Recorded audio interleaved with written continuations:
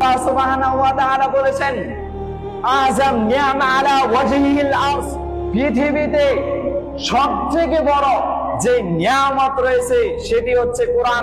আল্লাহ তাআলার কাছে সরাসরি যে কানেক্টেড রাখে সেটি হচ্ছে কোরআন।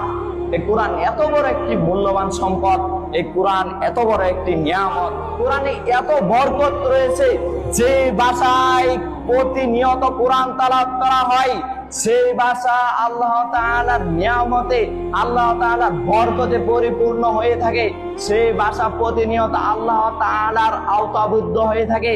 যে দোকানে ব্যবসা শুরু করার পূর্বে কোরআন তেলাওয়াত দিয়ে তার ব্যবসা শুরু করে, তার ব্যবসার মধ্যে সারাদিনে ক্রয় বিক্রয় করবে, সেখানে আল্লাহ তাআলা বারাকা দিয়ে রাখবে, সেখানে আল্লাহ তাআলা নিয়ামত দিয়ে পরিপূর্ণ দিবে। এরকম ভাবে কোরআনের বরকত রয়েছে।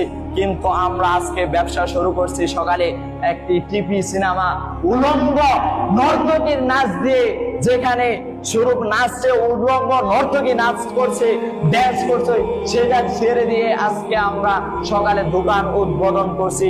আপনি জেনে রেখে দিয়েন, আপনার ওই দোকান থেকে যত টাকা আপনি ইনকাম করছেন, আপনার শরীরে আপনি এই টাকা বক্ষণ করছেন, আপনার ওই প্রত্যেকটি টাকা, প্রত্যেকটি অংশ হারাম।